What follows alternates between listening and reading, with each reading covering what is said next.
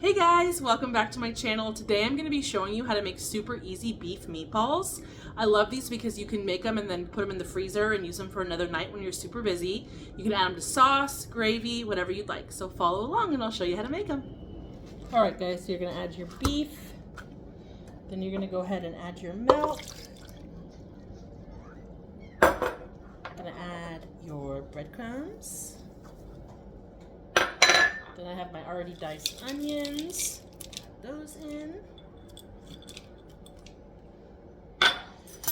And then you are going to add your garlic. Alright, so I got all my ingredients. I'm going to start mixing that together.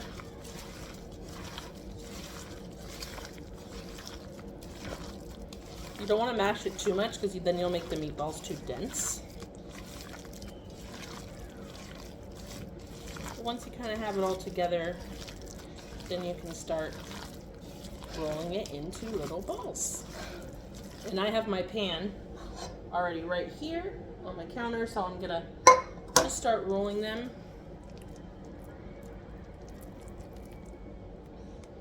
And then place them right into my pan. Try to make them around the same size.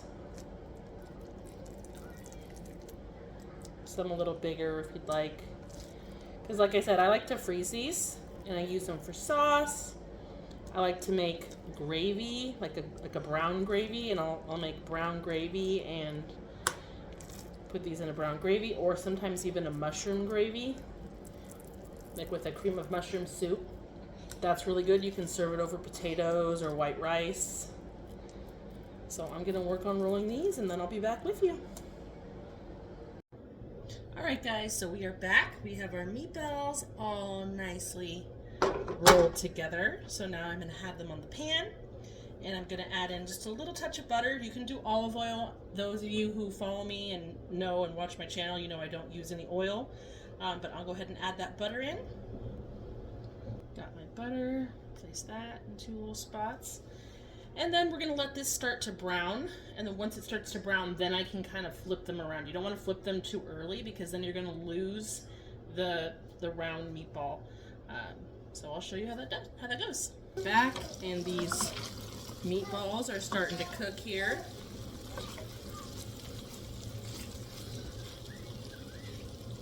Might need a little bit longer because they're kind of falling apart a little bit. Sometimes that happens.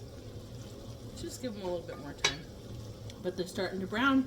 It smells amazing.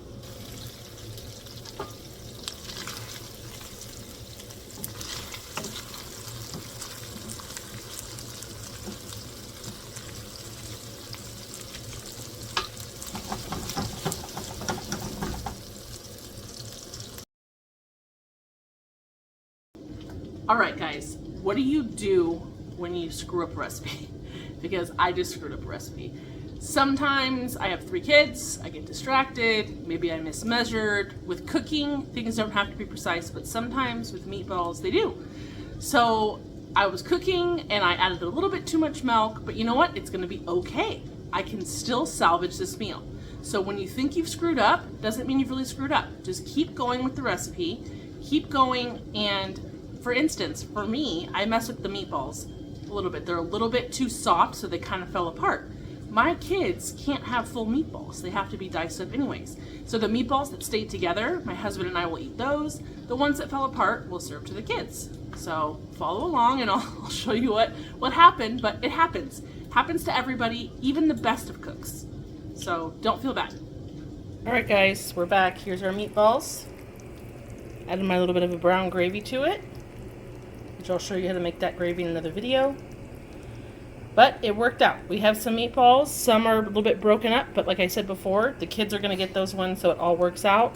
And I'll show you the finished product. Let me know what you think.